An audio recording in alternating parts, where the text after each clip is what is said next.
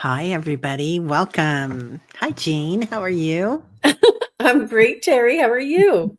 Good. Thanks. Happy Valentine's Day. Happy Valentine's Day. Absolutely. Yeah. I'm so looking forward to I have a lot of or a couple of shows coming up later on today, and it's just going to be so much fun and so much love and so much community. I think it's a good warm hug for everybody today to just take time and uh, really see what love is in our lives, and to make sure that we are sending this love to ourselves. And some people who might have a little apprehension to, oh, I can't love myself. That feels weird. Just picture yourself as your higher self, as your soul being self, and your light being self, and take care of the smaller self, the part of you that's in this human body. So, and this loved one, this part of your soul wants you to love this part of your soul. And if you can look at it like that and just take care of you that way, I think it's a little bit easier to, of a perspective. Yeah. Yeah, I love that. That's beautiful. Beautiful. Yeah, so today we're going to be talking about fear, everybody. And just kind of how we get over it. And I don't know how we voted on that for Valentine's Day. I don't think we realized what day we were going to start this, but this is going to be a series that we're going to do. So it's not, it's not that we don't have fear. We do have fears and we process them. And that's part of being resilient, right? Processing the emotions and then being curious and letting it go and being compassionate with ourselves. And our inner talk is like not very compassionate sometimes. And that's so natural. There's no shame in it. But the more we witness that, the more loving we can be to ourselves. Hi, Maria. Hi, Suzanne. Hi, Deanne. Oh, Angelia. Pause, little froggy. Oh my gosh, I love your name. Uh, Barbara, Suzanne, Deanne, Barbara, Annie Bear. Oh, Akila. Hey, how are you? Donna Marie, Barbara Berkman, White Dragon. Everybody's coming in. Deanne Rocks. Hey, girl. How are you? Good to see you. And so, welcome everybody coming in right now. Mary Hernandez, Maria Marino. I love that name too. And Sharon O'Brien. Um, so, one of my favorite quotes, and this is not to the letter because this was a very long quote from her, but one of my favorite people, Marianne Williamson. I love her beyond measure. She is a force to be reckoned with and not everybody's cup of tea, and that's okay because she stands in her power. But she says our deepest fear is not that we are, um, oh, I don't know what that word is. I don't know, but that we are powerful, or not that we are inadequate, but that we are powerful. So standing in our power. That was not a very good quote for me to say. I wrote that in my own handwriting. So, but I don't have a fear of that. So that's okay, I guess. Anyway, Marianne Williamson came on board in California and back in the 80s when the AIDS pandemic was going on. And she was one of the few ministers that was going in there and really catering to the AIDS pandemic and helping people see it through. And of course, though she's Jewish, she was really involved in A Course in Miracles. And anyway, she's got a beautiful nature about her, and she is a strong force. And I admire that always. Hi, Carolyn Booker. So yeah. So anyway, did you have any quotes or? I did not have anything prepared, but I see that Deanne has something at 11 or 10:04. She said, fear can rob us of our joy. 100%, Deanne. Yeah, 104. Okay. It's Well, 10:04 for you. Yeah. 104 for me. Um, and it it doesn't stop us from dying. It stops us from living, you know. And it's really the fear, the worry, the anxiety is is what we anticipate, and it's oftentimes a thought form. Now, we're talking about two different types of fear here. There's fear when there's a saber-toothed tiger coming at you, and you have a flight or fight response, and you are fearful, and your adrenaline jumps up, and you need to take action. Or if a car rolls on a little soul, and you have to lift up the car, and you get this adrenaline. But there's other fear that is fear of anticipatory fear, which is almost like catastrophizing or what if type of statements. Well, what if this and what if that? And we don't know what the future is, and there's no reason for us to fear now based on what we think might happen then. It's important for us to realize that what is around us in our environment at this moment is where we should be living, is where we need to focus our emotions and really focus on that present time emotion. Anything can happen in the future, but it's in our power of choice in each and every moment that enables us to move forward and to live a joyful life. Yeah. I love that. That's beautiful. It so is, isn't it? And fear of death, they say, is like one of our top fears, kind of the underlying fear. And I know everything that's going on the planet right now, it's easy to feel fear and feel like you're kind of helpless or, drifting, perhaps. And being empaths, we're all worried about everything for the ones that we love, definitely the ones that we care about. Barbara Bookman at 10:07, she says, "Sorry to say, I feel that fear is in my DNA. Fear and anxiety since childhood. I'm pretty old now." So, Barbara, thank you for sharing this, and thank you for being so vulnerable and open about this. And I think that we're taught this. I think that when we have like a nervous mother or parents that always say, save your money or don't drive down that street or be careful you don't go too fast, you'll die, and they put in this fear of God in us only to try and keep us safe, but they're not doing us any service of allowing us to live.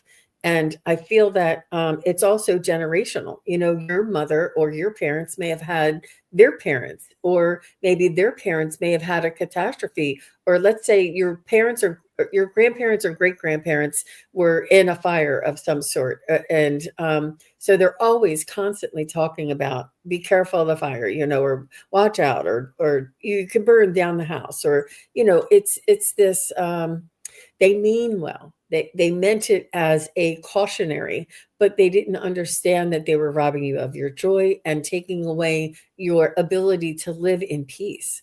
I mean, the opposite of fear is love, but it's peace. It's also joy. It's also, achievement and growth, It so is, yeah. And in fact, it goes way back, ancestral fear. Like perhaps 10 generations ago, the village of your ancestors was pillaged, and that gets trapped in your genome. So it's not just mental or emotional; it's also physical. That your body, your fight or flight response, is um, probably more empathetic to that than other people's. And I can take that too, Barbara. My family was in the Holocaust, and a lot of us here, and then a lot of us also had parents or grandparents in the Depression, and that was a scarcity fear, and that's a huge thing I think with our generations and our parents' generations is growing up in that scarcity, and that can be huge, and you see that playing itself out time and time again. And I know that there's been a lot of talk about storage and making sure that you've got enough, and even like what I think the Latter-day Saints and maybe they've got something there, having 6 months worth stored always of food. So and in my family it was a lot of food stuff, right? A lot of stuff around food. Yeah. Yeah, it is. And the interesting thing is with us going in from 3D into 5D, you can't take that fear with you. it's not going to travel with us. And it's not that you have to cure everything. You just have to see it and be resilient to it. Because once we see it and get curious about it, it switches it. So it's not like there's no shame in fear. That's the other thing. And shame is such a big part of fear, or a big part of, like, if something happened to us, say we, kissed a lot of frogs, hello, or whatever. But so that there's something that we can keep going and look at that and say, I'm going to own that, and that's not part of me. I mean, that doesn't belong to me. I'm just going to grow from it, and it kind of witnessing things. And once we get curious about what's going on, like, wow, why am I feeling this? Why am I feeling like I have to have, go to the store constantly and buy too much food, which really was a part of my childhood. And still today, I will go to the store and I will buy too much food. And I kind of, now I watch myself do it, and I'm like, Teri, do you need that? Do you really need that? Are you going to eat that? Or is that going to wind up, in the compost bin? So, just doing that. Janet says, I used to have a weird fear arise when I was unlocking the front door at night and a car would turn down the street. Felt panicked to get inside. Past life, maybe? Yeah. Or it could have also been one of your ancestors. Something happened to them. So either way, Janet, yeah, definitely. Yeah. I was a scaredy cat to run across from my house to the neighbor's house, or if I was at the neighbor's house and I was running to my house, which was directly across the street, but I had a hill for a front yard when I was a kid, but even like a young teen. And I like, Mom, get to the front door, stand there, make sure you're standing there. I was scared. There was such fear and horror that I could not run outside. I thought everything was going to come and bite me and get me. And it was the fear of the unknown. And what that is this unawareness of our self that is forever and everlasting. What would you call that? I can't think of the word, but this undying, and this, I can't think of the word, of our soul that is forever, that is not dying. I can't think of the word. You guys might know. Um, you mean our soul, our higher Yeah. self? Or Yeah. Our divinity. Yeah, divinity never ends. It's always there. And this is not death, but this is not really the way we live as a soul, right? This is a program that we're in, an experience that we're having. We are not human beings. We are light bodies. We are transcendent. We are part of the divine. And being here right now is like being in a program, and it's a fun program, evidently, that we came for, thinking we were type A people, but it's a very dense planet, and you can gain so much here and learn so much here. And sometimes when we come into families that have been through a lot, we're on a path of greatness, I want to say. So Deanne says, my grandparents passed down their trauma, and some fear paranoia and depression. And yeah, it totally happens like that. And Stacy, I live on food stamps and live in abundance. I've always felt I have what I need, plus unexpected gifts. My niece was on food stamps for years as a single mom, Stacy. And thank you for bringing that up. And I was always like, why don't you write a cookbook for people on food stamps? Because you make the best meals and you're amazing with money. And she's like, that would just not go down right, Teri. Nobody's going to Really? understand. Yeah, she said, if people thought that we could eat well on food stamps, she didn't think that they would keep giving her the money, Oh. and which is sad. But we should all, I think as human beings, we're all owed that, like, in a way, that we have safety, and that we have safety of not falling through the cracks, right? That's part of that American dream, and it should be a universal dream. And there's other parts of the planet that maybe they don't have that built into their structure of the government, but they have it built in, and in their families. Like, somebody always takes care of somebody. Like you go to Mexico, right? And there are people that have jobs sweeping the streets or whatever, and their families take care of them.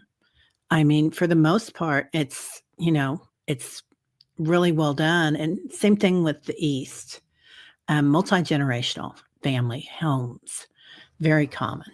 It was eternal is the word I was searching for. Oh, Like eternal thank you. life. As soon as we are aware of that, that we are eternal, that we always, there's no such thing as dying. There is no such thing as we are, we are forever and eternal, and to trust in the divine protection of our loved ones, of our angels, of our guides. And we are meant to be here in this world. Have you heard of many people who have had a really bad car accident and they walked away without a scratch? Now, it wasn't their time to go, or that they just missed the bus coming down the road by 2 seconds. It wasn't their time to go. Now, if we lived life knowing that we wouldn't die before our time, we would try everything. We would step outside of our comfort zone everywhere. And it would be, it would be endless. And this is what I hear from the loved ones and the spirit guides and the angels on the other side is live your life. Don't be in fear. Be courageous and be step outside of your comfort zone. There is no life if you're living in under the shadow of fear. And what I would say to your was it your niece that wanted to write the cookbook? That is one naysayer. That is one negative thought that we have about ourselves, but it's not the truth. Fear is not always the truth. So her fear of what might happen is not the truth. And to go ahead and write that cookbook, and if she doesn't have to fear about not being given it anymore, because the cookbook would be providing her an income, and then she would be an advocate for other people who are in this situation trying to figure out a way out. You never know what may come from some of the creative things that come across our plate. Like let's say if she would have written a cookbook and she would have been on the bestseller list and gotten herself off of food stamps and helped so many other people off of food stamps. We just don't know what the possibilities are. And I know for sure that when guidance, whether it's our loved ones, spirit guides, angels, guidance comes in and offers you an idea or an opportunity, take it. Even if it doesn't work out, it'll lead you to the next one. Take the opportunities, take the chance. I'm going to, where is this? Love that, Stacy. Yeah. God has got us, right? Yeah. And we've got us. Yeah. Here it is. This is the one that I think we were talking about. I'll bring it up just to refresh our memories, if you don't mind. Let me just do this. Sure. You know me, I love my graphics. You're the best at the graphics. Oh my God. Go ahead. You can pop that up. Okay. So this is our comfort zone here, where we feel safe and in control. This is where all of us are, and we're very comfortable. And I am most comfortable in my comfort zone. And the first step right outside of our comfort zone, this is where we meet fear. The first thing outside of our comfort zone is fear, lack of self-confidence. You find excuses. I don't want to write my cookbook. They might take my stamps away. Be affected by others' opinions. What will people think of me if I eat well on the food stamps? I'm just using that as an example. Sorry. And then right outside of our fear zone is the learning zone, where we acquire new skills. We deal with challenges and problems. And then outside of the learning zone is the growth zone, where we live our dreams. We find our purpose and we set new goals. It is through the fear that we expand and grow. It is through the fear that we acquire and expand and learn and help others. It is through the fear. You don't think that I was fearful for putting my face on this YouTube and speaking my heart and sharing the things that I knew and attempting mediumship live on the air in front of people? I'm scared all the time. It is outside of my comfort zone through the fear that this is possible. And I'm letting you know this is so profound. You can apply it, and you can look at this and say, Jean, okay. And then in another couple of weeks, you'll look at it and you're like, oh, okay. And in another couple of weeks, you're like, oh, I get it. I get it. I get it. Not that you don't get it. It's just that when you live it, or when a certain situation comes up, you can see it and understand it in a new way. And you can conquer your objectives. I mean, I want to get to this growth zone, and I think that living as a soul inside of a human body, we are here to experience the human experience, and in here is only part of the human experience. It's here and here and here is where our soul grows and expands and becomes, and we're so much more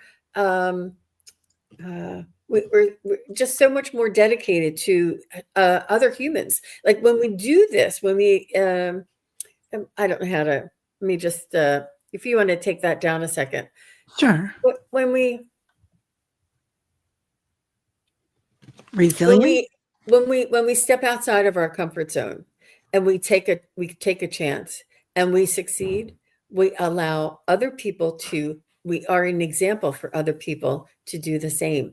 And it's not just the people that see us, it's the vibration that we're giving off, that that these people are taking a chance of doing something that is outside of their comfort zone, and they feel like this, and you're like, oh, I want to feel like that, but I'm in my comfort zone. I don't want to take a step out. Now, everything, it's really important that we understand the level of fear, and that you don't want to walk outside at night down a dark alley. I mean, that's not what I'm saying. Outside of your comfort zone, do things with logic, and with being careful as well. Yeah. The magic happens when we step into the unknown. You're right. Yeah. Love that. That is a wonderful graphic, isn't it, Garden Genie? Yeah. You just took a photo of it. Yeah. And referred to on your phone. It is really interesting when that fear comes in, if we can stop and look at it and question it. And once we use curiosity, you guys, and question, like, why am I feeling this fear? It uses a different part of your brain. So it's not that you're not processing the fear. And some fear is good. We just don't want to live there, right? And yeah, a good reminder, right? So so it's a really good way to use it. Let's see, Teresa Ford, or push through the fear. Yeah. And it can be almost demoralizing. There's a lot of shame and fear. There's a lot of shame in a lot of things that we do. And shame is kind of a part of this karmic program that we're in on this planet, this density. And we're not going to take it with us, right? Okay. Sharon O'Brien's saying something about, sorry, I'm kind of out there today. Mentioned to Jean the other day that my family were in Berlin in World War II in the Cold War. They got trapped in East Berlin behind the wall, but managed to escape. My grandfather was already in the USA. And then I think I started. Let me see, Sharon. Interesting. Oh, no, I didn't start the next part of that. Yeah. So, and that's a huge thing.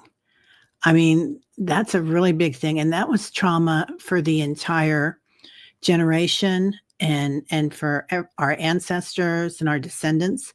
And then it's also something that as a nation, Germany really worked on that. I mean, they did the museum, they made reparations, and that's something that the United States still hasn't done for African Americans or for indigenous tribes. So that's still something that to look at, that it's time for that to happen. Yeah. Oh, a reading said that you were an Akashic reading said that you were a Nazi, and this is what makes me fearful. Well, number one, if you don't resonate with it, then perhaps that message was for somebody else, Sharon. So I'm going to say that right off the bat. But also we do come back and we have different modes of knowing. And as we grow, like a lot of these things are resets that we're doing. And that might be why somebody came back or you came back as a somebody that was somebody did something bad too. What do I want to say? What's that word? I'm not finding the words today either. A victim. Okay. What you thought might be a victim. So there's lots of, I don't know in that particular instance, but I'm just going to say that there's a lot of modes of knowing. And a lot of times we do come in and we look at the other side, right? And it's kind of an honor. We make contracts with people on the other side and say, hey, I'm going to come in and I'm going to be a really loved one in your life. And then I'm going to die early on you. And you're going to have a huge reset and all this growth. And you're like shaking hands on, oh, deal, and then it happens and you're just like, oh my God, I can't believe that. But it is a huge reset or what on my channel, sometimes we refer to as FGOs, effing growth opportunities. And so those resets in our lifetimes are often done not because you had bad karma, but because you're a very high density being, on the other side, that you're divine and you wanted to work through it. Oh, Scott. Yeah, and it's important when we get Akashic record readings that we come into it with a mindset of being open-minded and understanding that we are an eternal being of light, that our soul is everlasting, and that there is no good or bad, there is only experience. And knowing this and understanding the information in a way that you experience that and that you grew from it and that your soul learned from it, does not give you should not inflict any type of fear or any type of discomfort in this life. Unless it's important for you to understand it in a perspective that it's not you. The fear that you're feeling is your ego. It's your thought patterns. It's not real and it's not true. You are an eternal light being, and you have a soul that lasts forever, and that you have different lifetimes and different experiences. And it's important for us to understand that we have different experiences as different people in different capacities and different roles, and that all of them are for the good of the expansion of our own soul. And that's really the perspective and the understanding that is most important. But try not to take it personally or apply it to this lifetime in this personality of your lifetime. It's very detrimental. And I think that it's really important to have that perspective when you ask for an Akashic record reading, that you come to it with a higher perspective and an understanding of who we truly are. Yeah. Sharon, she also said you're in the French Resistance. Well, there you go. You got both sides of that coin. Cultivating curiosity. There's a lot of good books out there. I really like Byron Katie and her 4 questions. That's a really good one. But sometimes when we look at what's happened to us or what someone did, if we ask ourselves some questions about it and maybe change your story, it's a really good way to release it, like to release the pain that you feel in your heart when someone that you love or someone that you thought, that they don't think highly of you, now all of a sudden by their actions. And it's like, if you change the story, like instead of she really hurt me, she was not in her right mind, or she was not thinking straight, and she was misguided. And I am wonderful. And you can call her a lot of names. You can write all this out and you can write out the story. She was this and that and she was not in her right mind, and she did not understand me or see my light. And it kind of changes the whole vibration of it. Well, you don't have to use really bad names, but but it does change the vibration of it. And then you're kind of you can see it in a different light, and it just kind of relieves your soul of it.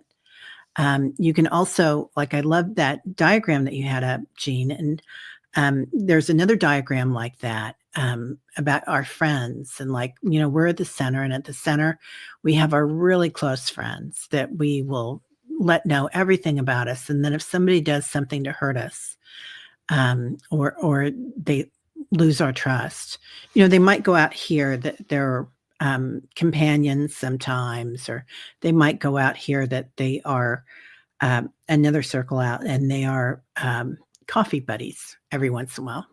Every once in a while I'll go for coffee with them. Then they go way out here, and you've got your firm boundaries around it. And, maybe send them a card, or not. Just send them love and say, and, no communication, even if you need to.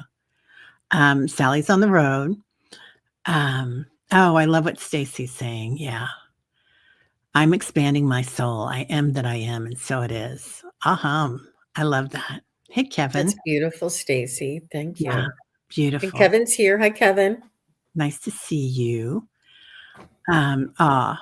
I'm your angel of kindness. I'll tell my kids you said that, Deanne. Thank you. I might frame that. So, That's funny. yeah. Yeah.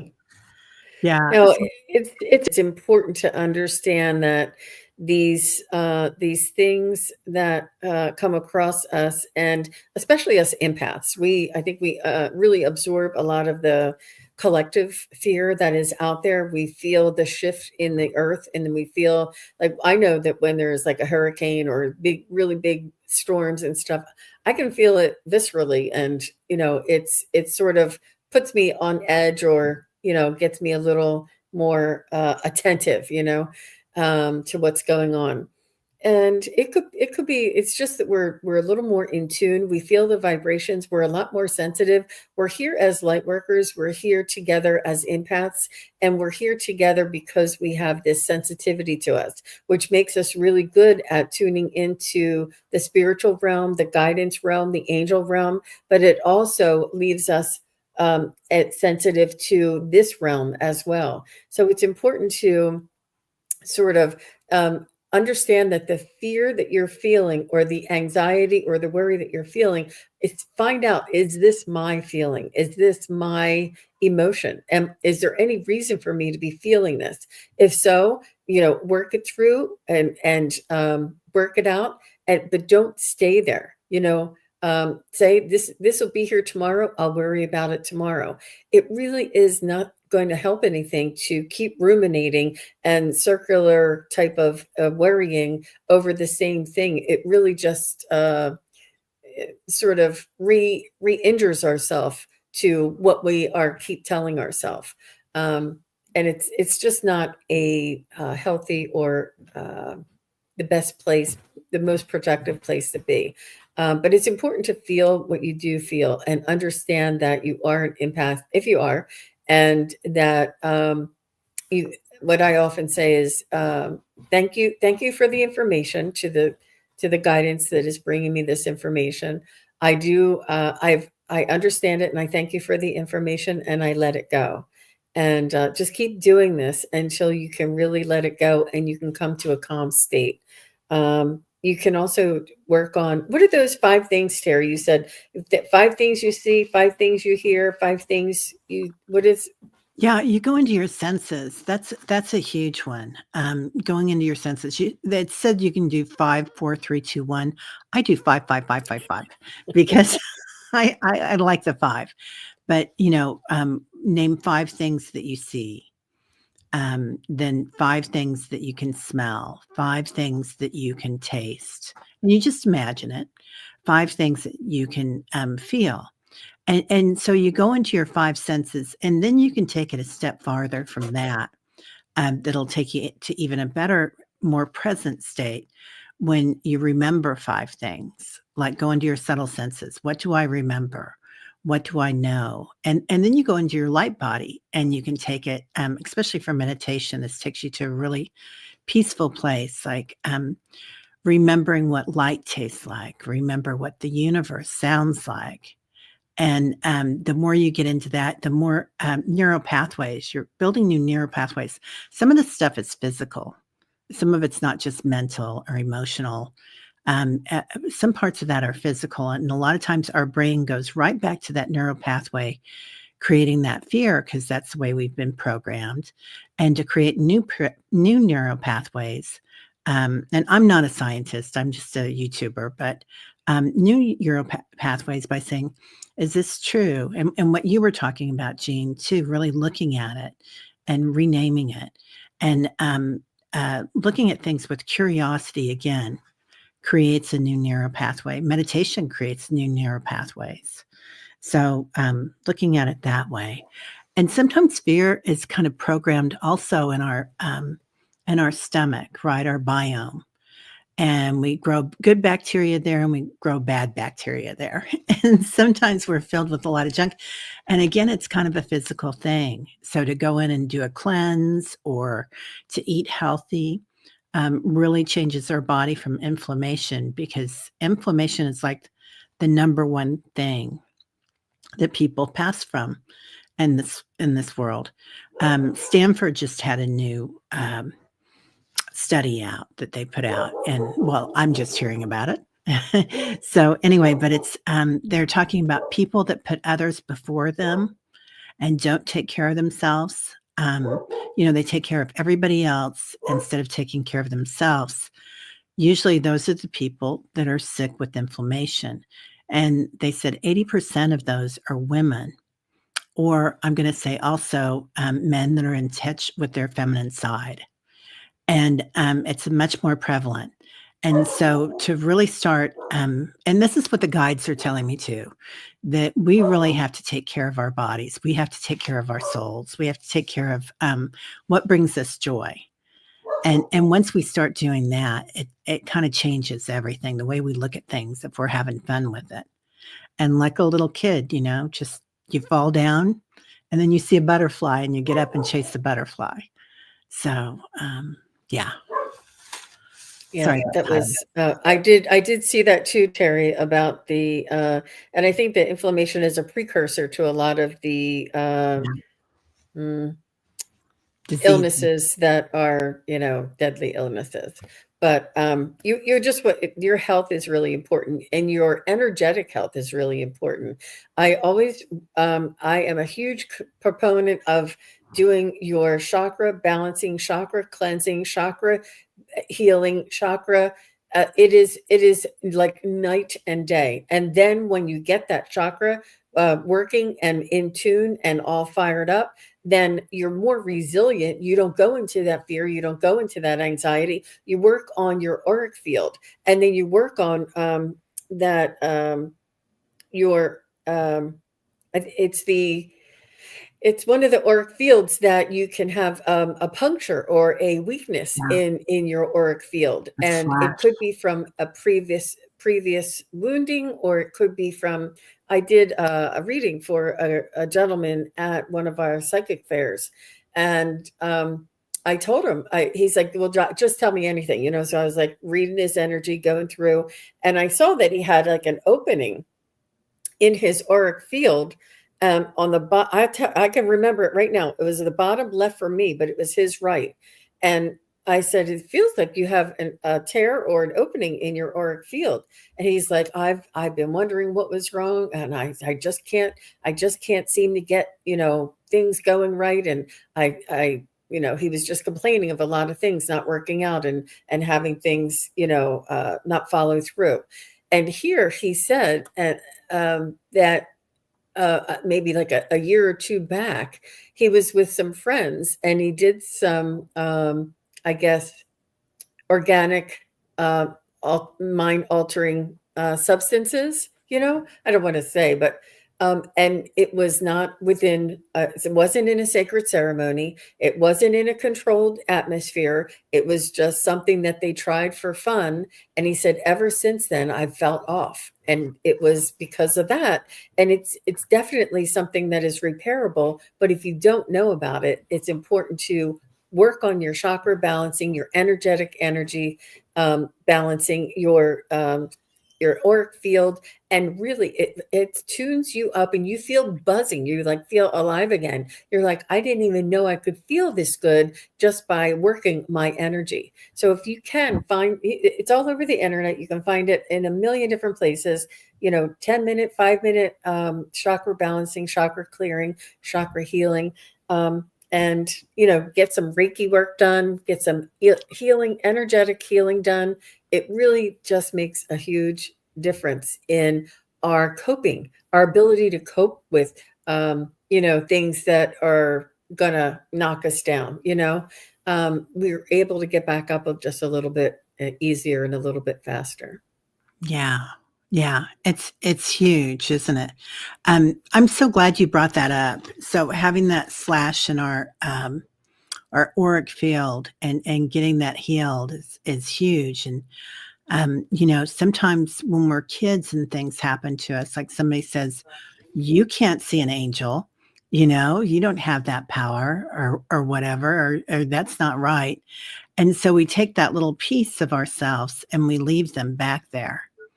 And this can happen, this disassociation can happen through all sorts of different types of traumas. And we don't have to go back and relive every trauma, but it's important that we take that little piece of ourselves and welcome her back or him back or them back into our hearts, because it's kind of like almost a superpower that we're able to do that as children and as adults. It happened last week and somebody said, why are you wearing that, girl? And I'm looking at myself like, I have no idea, my fashion sense is gone. But looking at things like that and owning your power and bringing it back and welcoming it back. So it's just a huge thing. Because all those little facets of your inner child or your joy and whatnot, if you can bring all that back into your heart, that's a huge thing. And a lot of times that's it, right? Going out and looking for that slash and healing it is a Yep. big component of that. In my shamanic energy healing, we called it soul retrieval. Yeah. And it really is an energetic adjustment and healing of any wounds that are energetic that we're carrying around. And it could be, it could be a lot of different things. And it's quite rare, but it really is. It's always beneficial to tune up your energy centers and to balance them and to keep them clear and strong and vibrant as often as you can. It just is. It's a good, we brush our hair, we brush our teeth, we take showers, we might as well clean our energy too, clear our energy and balance our energy. It really, it's miraculous, the things that I see happening when I do this practice with people. And it's really a beautiful thing. So if you can, and I would highly recommend it if you haven't tried it. Yeah. Yeah.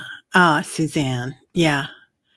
At these times, discussions about fear and staying present are crucial. I appreciate this dialogue. Thank you, ladies. You're welcome. And that brings us into another part of dealing with fear. If you can think of something that you're grateful for, it raises your vibration immediately. Like, just think about, and again, that's that memory thing, right? If we can go into some memories that are good when we're going into fear. Think about yourself as a child walking down the street or all sorts of different things. So, yeah.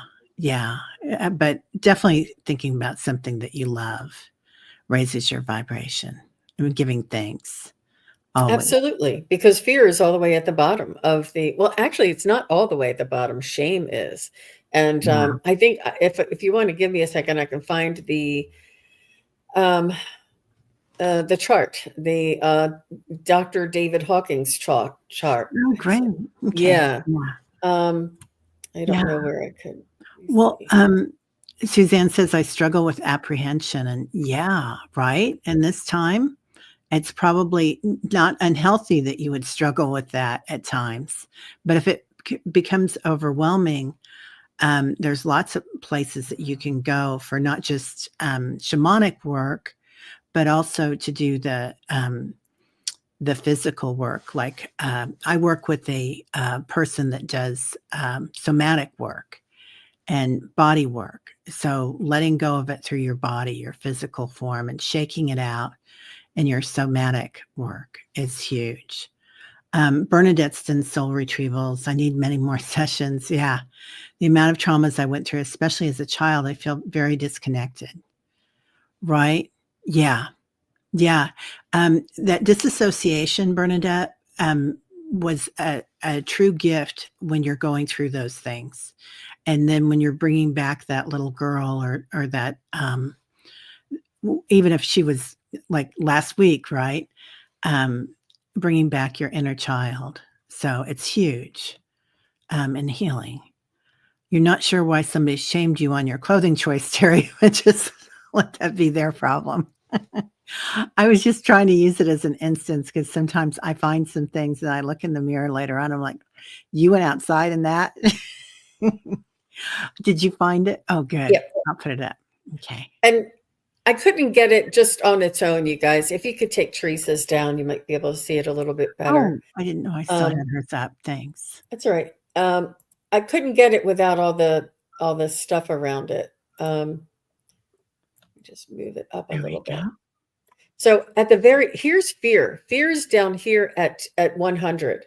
Okay. And anxiety, it's, but shame and guilt are at the very bottom. And this is the vibrational or the energetic vibration. And,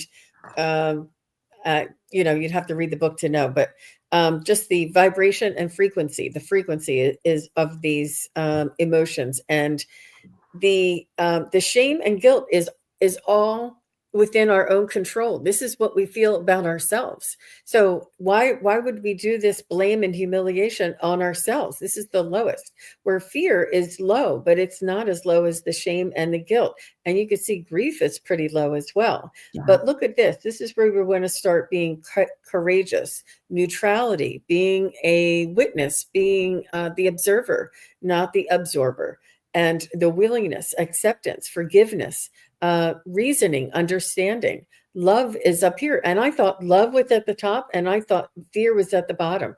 But look, it's not. Joy is higher than love. Peace is higher than joy and love. And enlightenment is at the top. So it's really I learned so much.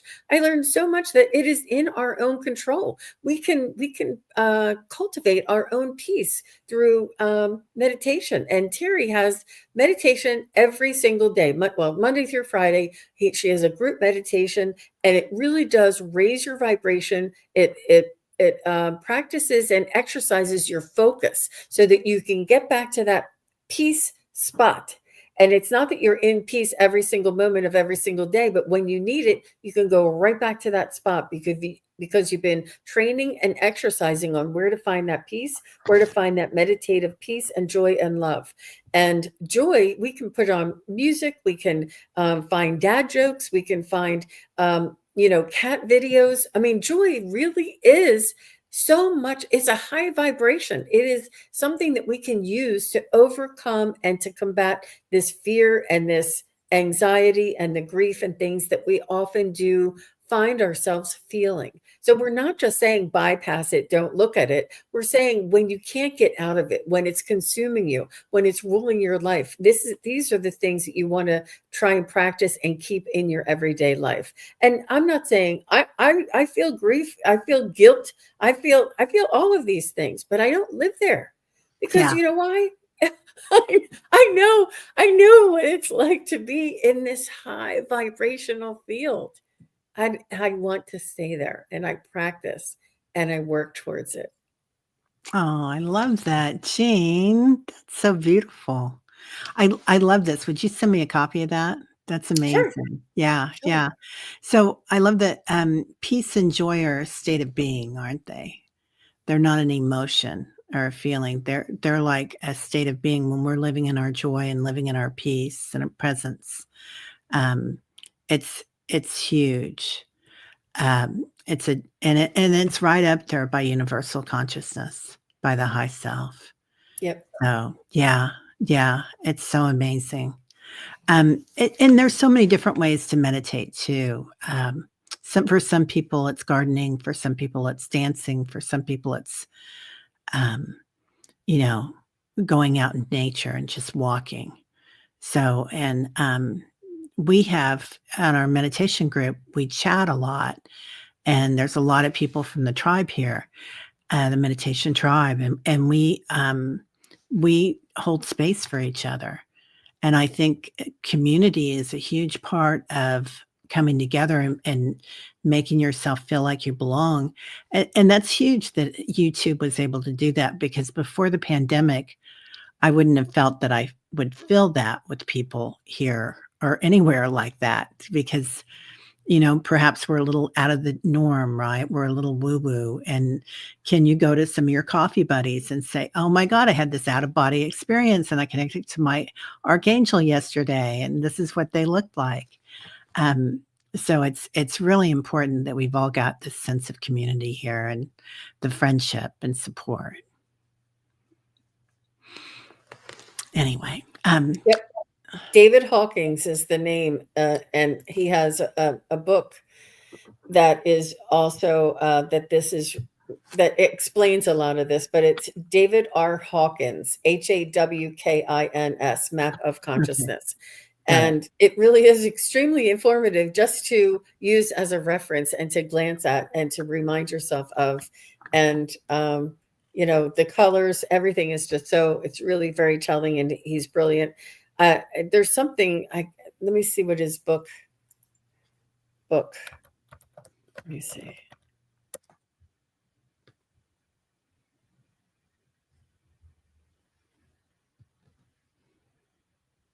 I don't know. Oh, Power versus Force is a highly recommended book that explains all of this.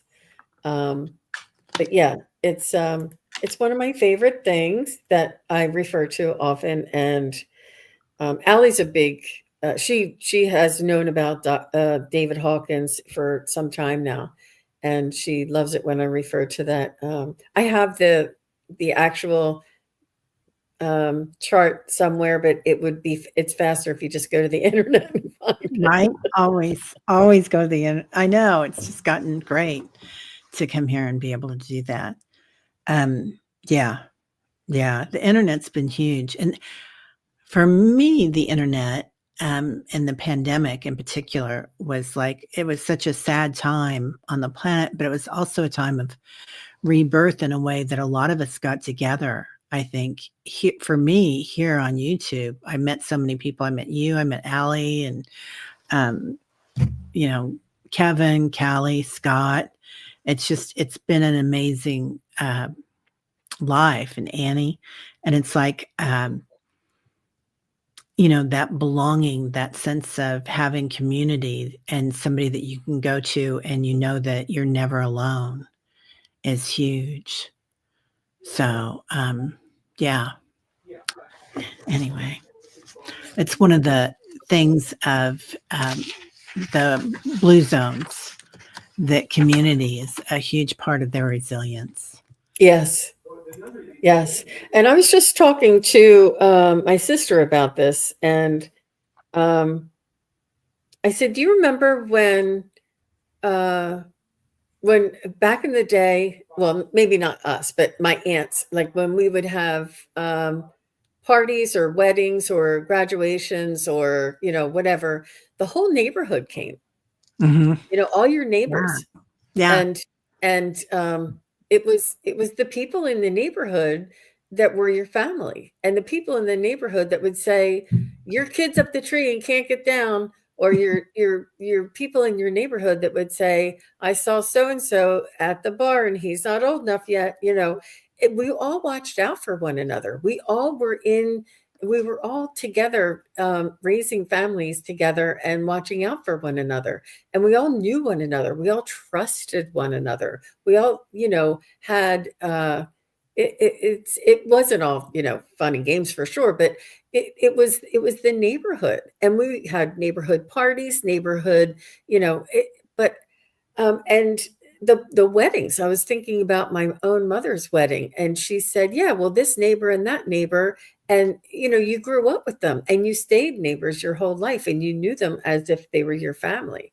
But I think that we need to work on, no, not need to, but I think that there is a time that is coming that we're going to be moving back to reaching out to our neighbors and communities, finding our physical communities. And perhaps that is what, when you were talking about COVID, that it took us away from a certain community, but now we're being forced back out to this community. And isn't that funny that it's always, not always, but some sort of a catastrophe or this, a life altering event that causes us to make these shifts.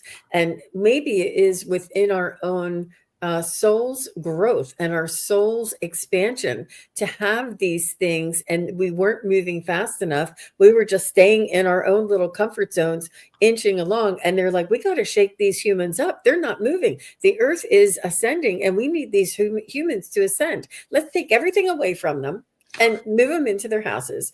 Give them a couple of years to figure it out. Okay, now let's make them go back out and find their friends again.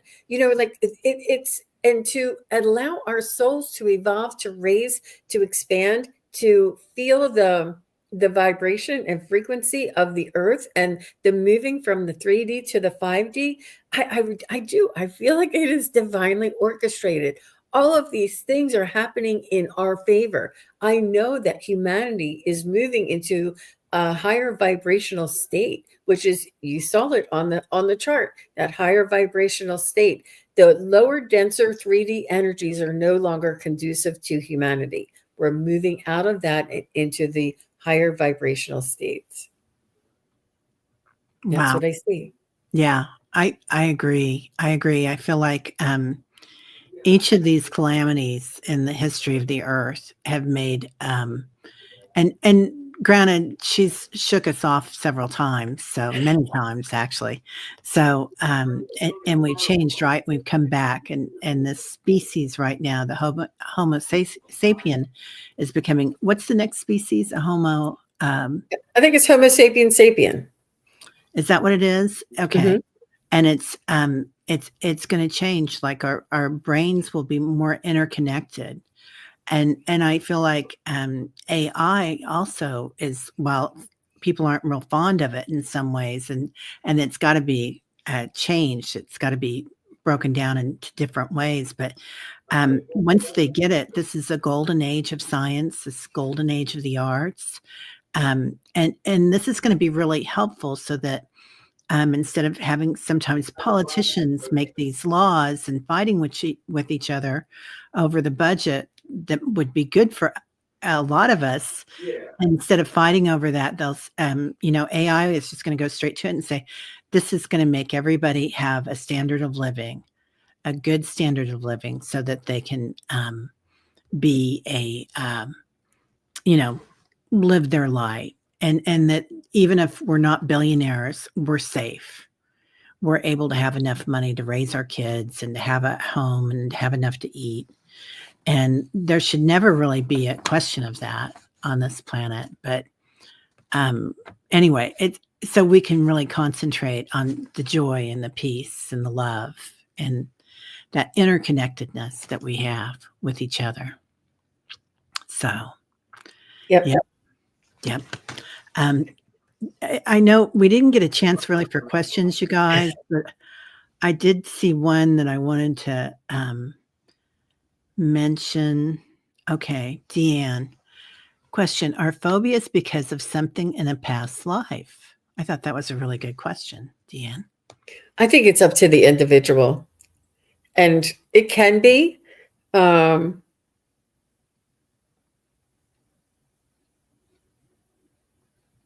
I think it's up to the individual. It could be generational too. So there's two different. There's our past life is our soul's experience, and our generational is our DNA experience. So it could be one or the other. It could also be something that you feel from your. Well, that's generational too. Like if you're if your family member has a phobia. But I don't know about you, but I can't. If I walk or step out on something that's really high, it on my in my mind and logically, I understand that I'm safe, but my knees don't understand, and they start to buckle, and I can't help it. And when we drive over really tall bridges, I have to pull my hood down over my head so my eyes can't see. I'm fine, but as soon as I lift up that hood, my knees get weak. And I can't, I just, it's really, it's a true. So I know that it's not logic, it's not my understanding. There is a physical reaction, and that's I don't know if that constitutes a phobia, but it could be that real. But I know, like Howie Mandel, he has a really bad phobia of germs and stuff. But yeah, I don't know. Could be. I don't. I. It's an interesting question. How Yeah, about you, yeah. Teri? I think it can go either way, like you said. And sometimes, we have to be really gentle with ourselves and not shame ourselves on our phobias, Deanne, too, and look at them with curiosity. I have a fear of driving on the highway. I don't drive on the highway, and I don't do heights. So, um, Hikes? heights, like Oh, heights. Okay. driving through the mountains in particular, are give me a lot of anxiety. And sometimes I think that's an energetic response, because perhaps your body is not caught up with your vibration and it's not connecting. Because I didn't have that when I was younger. I was able to, drive in any city I went to, and I can drive in the city. I just don't care for the speed on the highways. Hmm. And So, I think that what I'm hearing is that it's a subconscious reality that my knees are buckling. They're saying because you can see it and you understand it and you're logical and you know you're safe, but your knees are buckling.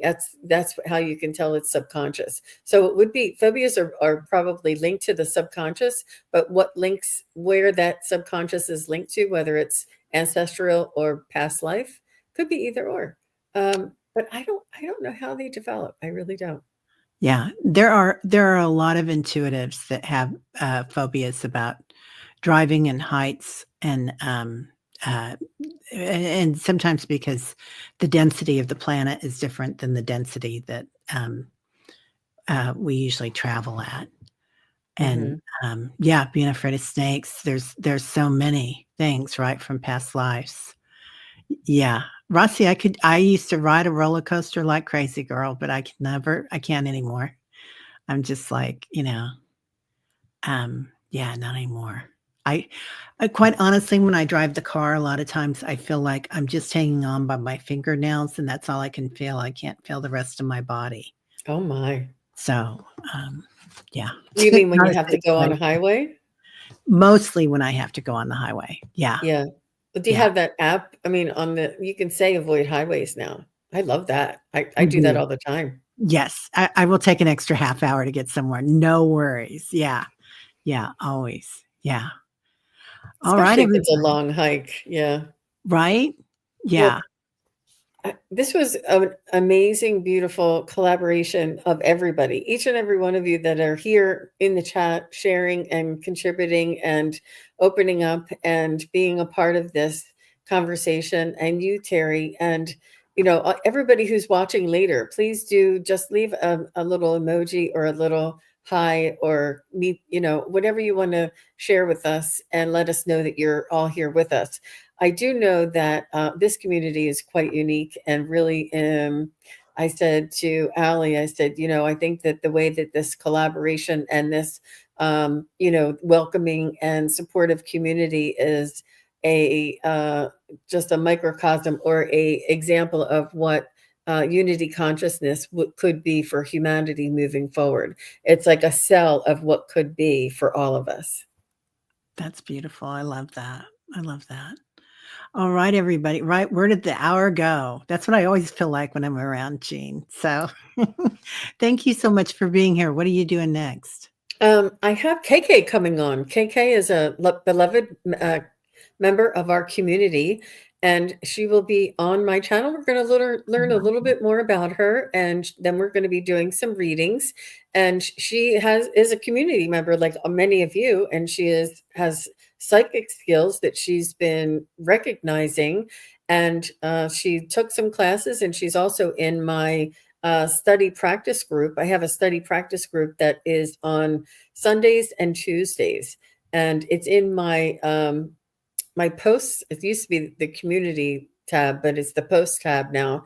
And I'm doing it for February and March so far. And if you want to join, you can come on over to my channel. I'll have it pinned to the show below, and you can learn a little bit more about it there. But she's also really, really an amazing psychic medium, and she's just coming into her own. And so it's one thing having skills, but it's another thing doing it here live on YouTube. So we're going to bring her up and talk to her a little bit and see. I'm sure she'll be phenomenal, but it takes a while to get used to that. Yeah. Yeah. Yeah. And then I have later on, I have the psychic triad with Teri Lee and Terry Suzuki. So come on back. I have a triple header today. Oh my gosh, that's gonna be fun. Yeah, I love all those girls. I love KK too. That's great. That's great. Well, everybody, I'm gonna have Callie Healer on next at noon, so pretty quickly. And then we're gonna do mini readings. And tomorrow I've got Scott Scorpio Sun Tarot, and somebody else that I'll remember by tonight. So everybody have a great week. We'll see you later. Happy Valentine's Day. Happy Valentine's Day.